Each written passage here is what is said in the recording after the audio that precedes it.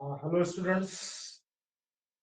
आज जो है हम क्लास 11th का lesson number 4 laws of motion, lesson number 4 laws of motion, ये टॉपिक जो है तो हमने स्टार्ट किया हुआ था और मेरी कुछ तबीयत जरा नासाज चल रही थी, इसके सबब थोड़ा डिले हुआ, इसके लिए एक्सट्रीमली सॉरी। अब जो है आप लोगों से मोहतबन गुजारिश है कि जरा प्रश्न सुनिए। इसके पहले के लेक्चर में हमने जो है तो types of forces, fundamental types of forces जो है देखे हैं। Gravitational force, electro magnetic force और साथ ही जो है स्ट्रॉन्ग न्यूक्लियर फोर्स और weak nuclear force, contact forces और नॉन कांटेक्ट फोर्सेस, ये भी हमको जो है पढ़ना है, मगर ये आपके जो है तो सिलेबस में ओमिट हो गए हुए हैं। कांटेक्ट फोर्सेस ऐसे यानी फोर्सेस जो बॉडी के, दो बॉडी के डायरेक्ट इंटरेक्शन से जो फोर्सेस क्रिएट होते हैं वो फोर्सेस कहलाते हैं कांटेक्ट फोर्सेस। जैसा कि अर्थ सरफेस और हमारा हमारा जो है मास, हम क्या करते हैं अर्थ सरफेस के ऊपर जो है तो हमारा मास यानी कि वेट एक्सर्ट करते हैं। जितना हमारा वेट जो है तो एक्सर्ट होता है, ठीक उसके अपोजिट डायरेक्शन में अर्थ सरफेस भी हमारे बॉडी के ऊपर इक्वल और अपोजिट डायरेक्शन के अंदर जो है एक फोर्स एक्सर्ट करती है। इसे जो है नॉर्मल रिएक्शन फोर्स कहा जाता है। ये नॉर्मल रिएक्शन फोर्स जो है तो कांटेक्ट में आने की वजह से हुआ, मतलब हमारी बॉडी का और अर्थ सरफेस का जब इंटरेक्शन हुआ, जब कांटेक्ट हुआ, तो ये कांटेक्ट में आने की वजह से जो फोर्स भी जो है लगा, that is the contact force. अगर इसके अलावा जो है कुछ जो है नॉन कांटेक्ट फोर्सेस भी होते हैं। नॉन कांटेक्ट फोर्सेस जैसे कि अर्थ ग्रेविटेशनल फोर्स, अगर बॉडी अगर एयर में भी है, हवा में, एयर में, तो जो है तब भी जो है तो ग्रेविटेशनल फोर्स क्या होता है, उस ऑब्जेक्ट के ऊपर एक्ट होता।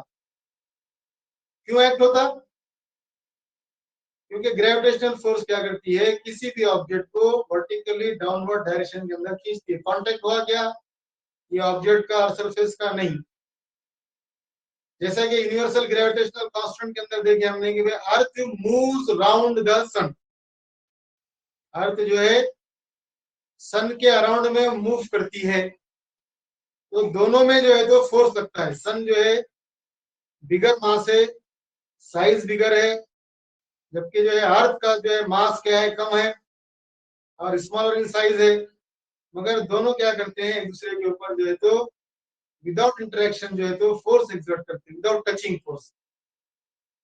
तो दोनों के बीच में जो है फोर्स लगता है, तो हमने देखे थे कि भाई फोर्स जो है जो डायरेक्टली प्रोपोर्शनल है उन दोनों के मासेस के प्रोडक्ट के, और वो फोर्स जो है इनवर्सली प्रोपोर्शनल है उन दोनों के फोर्सेस के डिस्टेंस के स्क्वायर के, डिस्टेंस के स्क्वायर के।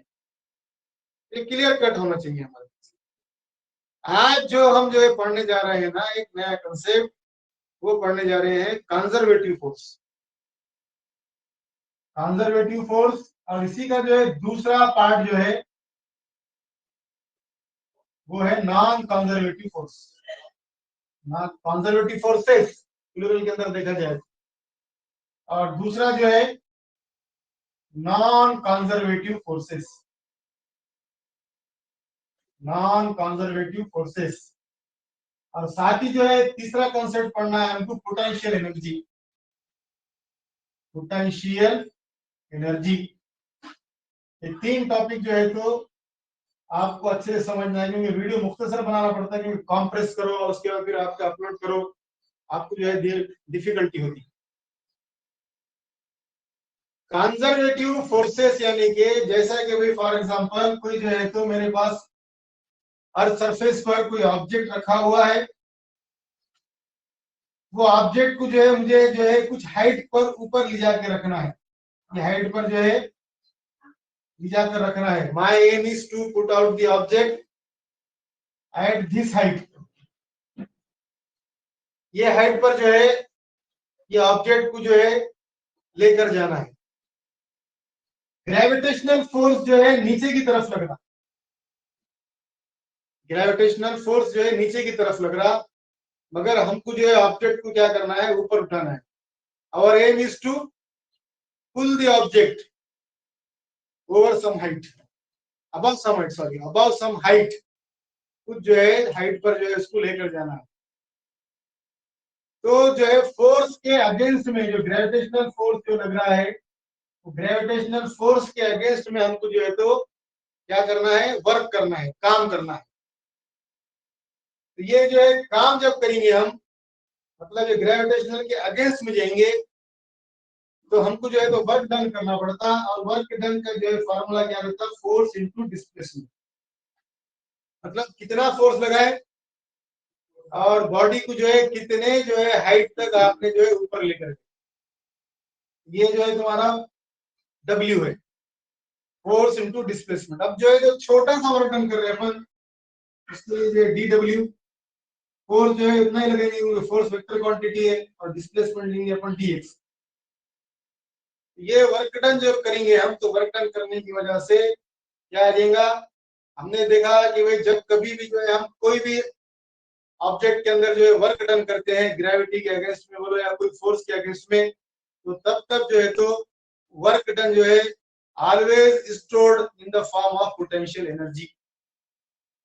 रिमेंबर, ये जो वर्क डन किया आपने, ये वर्क डन जो है तो पोटेंशियल एनर्जी के फॉर्म में जो है स्टोर्ड हुआ। The work is done in the form of potential energy. Work done जिधर हुआ, पोटेंशियल एनर्जी क्या होगी मालूम है क्या, ग्रेविटी के अगेंस्ट में जो है पोटेंशियल एनर्जी जो है ज्यों ज्यों हाइट बढ़ती जाएंगी, पोटेंशियल एनर्जी भी क्या होती जाएंगी, बढ़ती जाएंगी। बात किया जाने, इसके बाद अपन डिस्कस करेंगे पोटेंशियल एनर्जी के बारे में। खाली कंजर्वेटिव क्या है वो देखो, डब्ल्यू इज इक्वल टू क्या होगा आपका, इसको माइनस साइन आती है, क्योंकि पोटेंशियल एनर्जी और ये फोर्स जो है जो लग रहा है ग्रेविटेशन, दोनों क्या है, नेगेटिव डायरेक्शन क्या है, तो उसका अपोजिट डायरेक्शन, इस वजह से therefore we can write du is equal to minus F dx। Clear. तो अब ये जो भी जो है वर्क डन करे तुमने, जितना भी वर्क डन हुआ ऑब्जेक्ट को नीचे से जो है ऊपर तक ले जाने के लिए, ठीक जो है ऑब्जेक्ट को अगर ऊपर से अगर अपन ने इसको ढकेल दिए, यहाँ पर जो है तो आपको जो है उतना ही वर्क डन करना पड़ा, मगर आप नहीं करेंगे, यहाँ पर जो है तो ग्रेविटेशनल फोर्स वर्क डन करेंगे।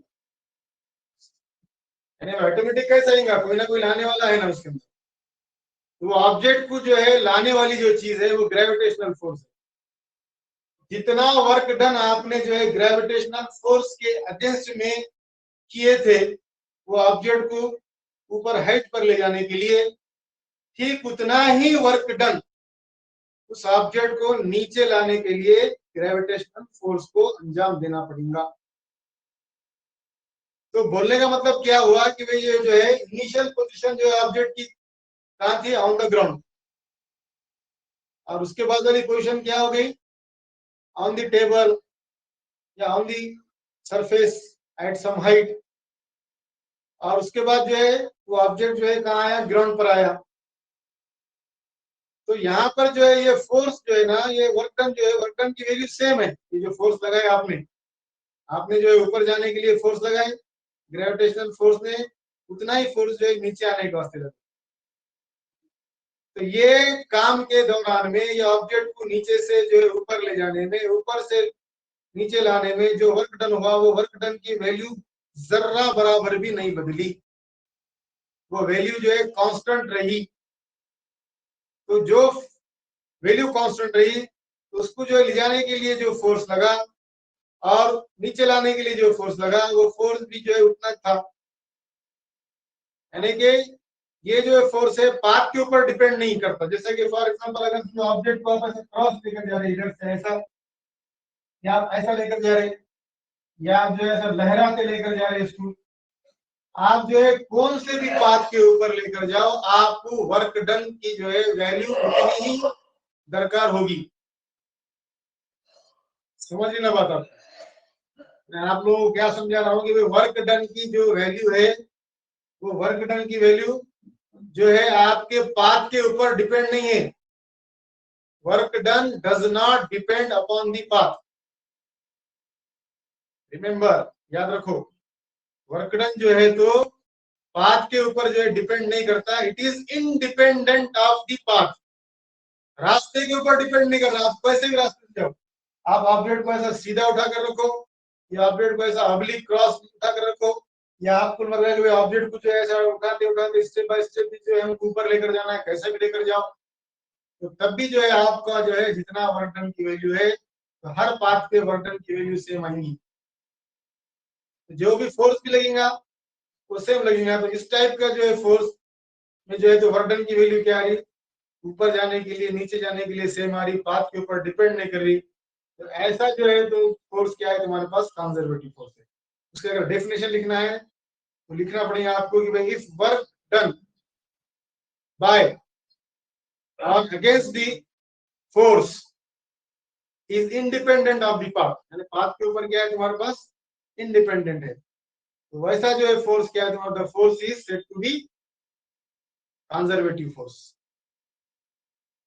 है समझ में? यानी अगर वर्क डन करे आपने ऊपर जाने के लिए और नीचे आने के लिए ग्रेविटेशनल फोर्स ने जो वर्क डन करी, अगर वो वर्क डन पाथ डिपेंडेंट नहीं है, पाथ का इंडिपेंडेंट है, तो जो आपने फोर्स लगाया उस फोर्स को क्या बोलते हैं आप, कंजर्वेटिव फोर्स बोलते हैं। ठीक है, अब उसके जो है अगर कुछ पॉइंट्स है, तो कंजर्वेटिव फोर्स के में जो है तो मैकेनिकल एनर्जी जो है कांस्टेंट रहती। मैकेनिकल एनर्जी क्या है, मैकेनिकल एनर्जी बोले तो कुछ भी जो है काम करने के लिए जो एनर्जी लगती, टोटल एनर्जी जो है हमारी। मैकेनिकल एनर्जी दो टाइप की है, एक है पोटेंशियल एनर्जी और एक है काइनेटिक एनर्जी। पोटेंशियल एनर्जी वो एनर्जी है जो स्टोर्ड फॉर्म में होती है, और काइनेटिक एनर्जी वो है एनर्जी है जो क्या होती है, रनिंग में होती है, जब ऑब्जेक्ट जो है मोशन में होता है। जैसे कि भाई यहाँ पर ऑब्जेक्ट तुम्हारा रेस्ट में है, यहाँ पर पोटेंशियल एनर्जी जीरो है।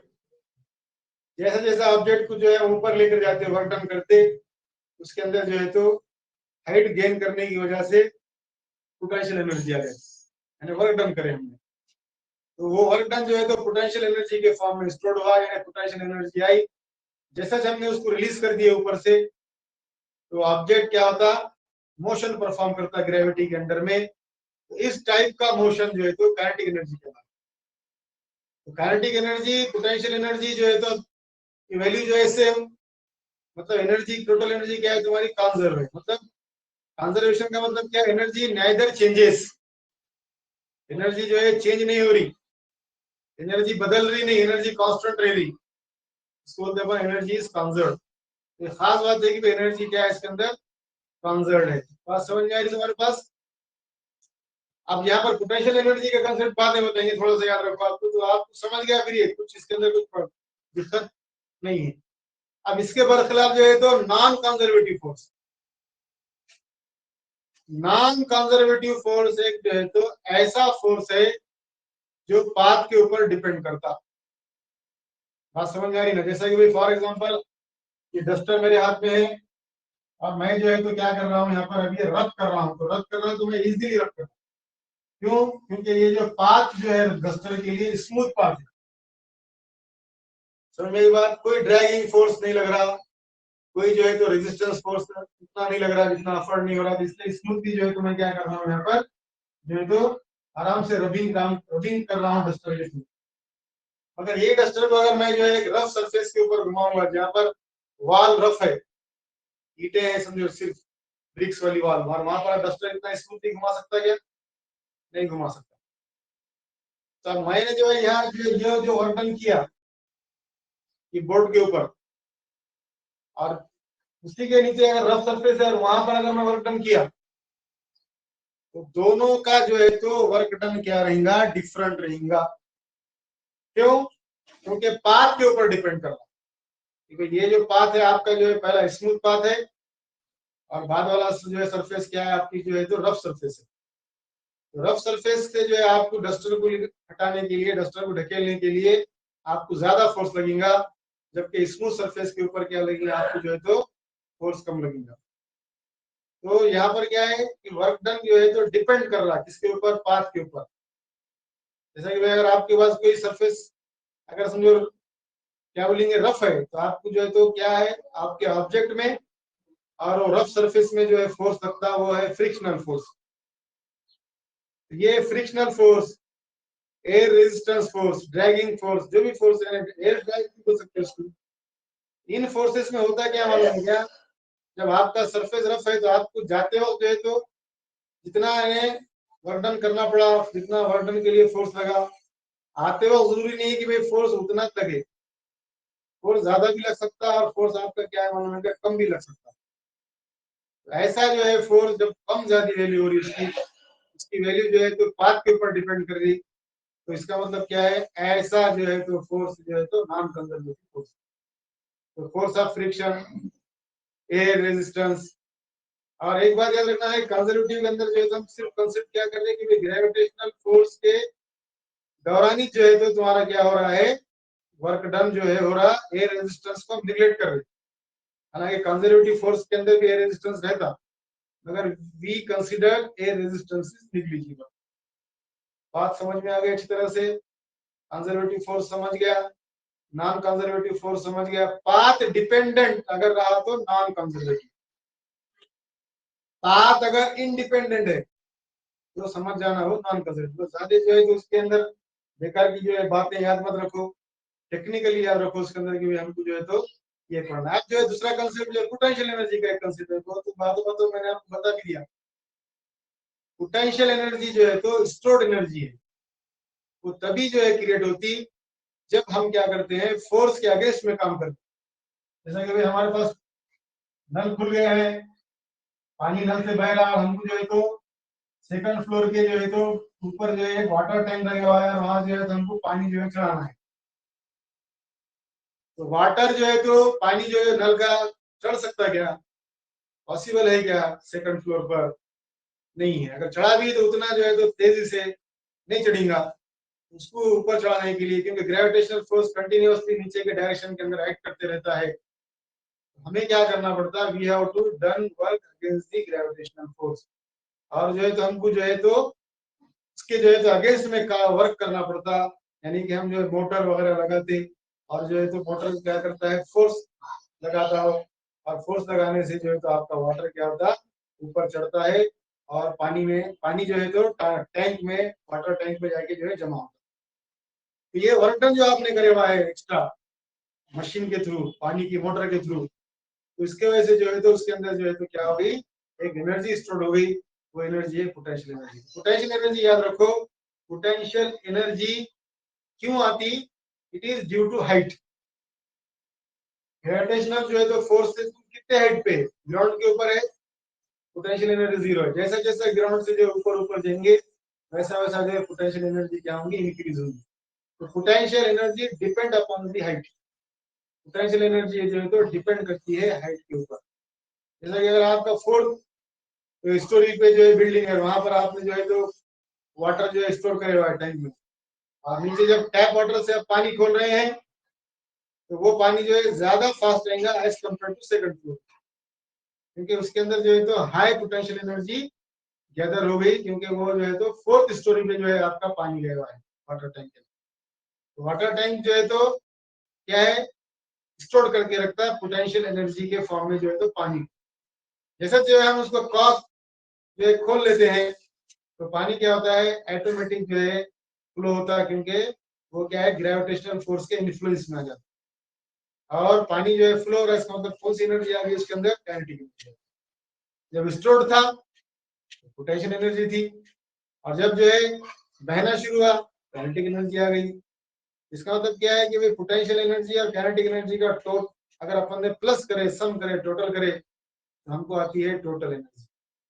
तो टोटल एनर्जी क्या है, इसके अंदर भी क्या रहती है, कंजर्व। जितनी एनर्जी से आप जो है तो पानी पहुंचेंगे, उतनी एनर्जी से जो है तो पानी ऊपर जाएगा, जितने ऊंचाई पर लेकर जाएंगे उतनी ऊंचाई पर पहुंचेगा, और जितनी ज्यादा जो है हाइट गेन करेगा उतनी ज्यादा पोटेंशियल एनर्जी उसके अंदर जो है तो क्रिएट होंगी, और जितनी हाइट कम रहेंगी उतनी पोटेंशियल एनर्जी क्या होंगी, कम होंगी। जैसा कि ऊपर ऊपर ऊपर चले गए पोटेंशियल एनर्जी इंक्रीज हो गई, नीचे नीचे नीचे नीचे आ रहे तो पोटेंशियल एनर्जी क्या हो रही है तुम्हारे पास, कम कम होती है, और फाइनली क्या बन जाती है, वो जीरो बन जाती है। मतलब जो है तो डिस्प्लेसमेंट ऑब्जेक्ट का अगेंस्ट द ग्रेविटी है तो पोटेंशियल एनर्जी इंक्रीजेस। देखो माइंड में रखो, वर्क डन के जो है वर्क डन अगर समझो वर्क डन अगेंस्ट जो है तो फोर्स के हो रहा तो पोटेंशियल एनर्जी क्या हो रही है वहां पर, बढ़ती।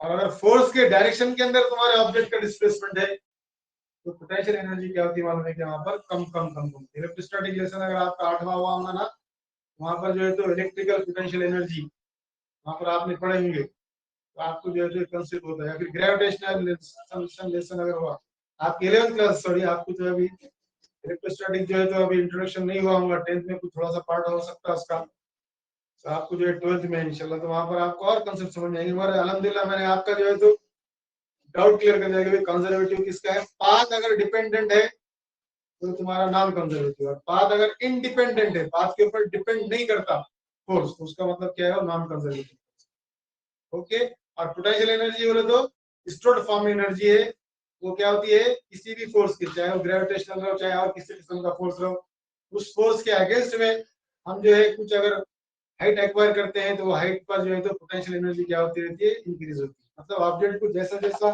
ग्राउंड से आप ऊपर लेकर जाते रहते हैं वैसा वैसा जो है तो क्या होती है, पोटेंशियल एनर्जी इंक्रीज होती है। मतलब displacement of the object against the gravity, earth surface की बात कर रहा हूँ। जैसा जो है ऑब्जेक्ट को आप रिलीज करते हैं तो क्या होता है, एनर्जी जो है तो क्या होती है, पोटेंशियल एनर्जी डिक्रीज होती है, जबकि काइनेटिक एनर्जी इंक्रीज होती है। There is a decrease in potential energy from the above surface to the below surface. Okay, I hope you will got it. Thanks.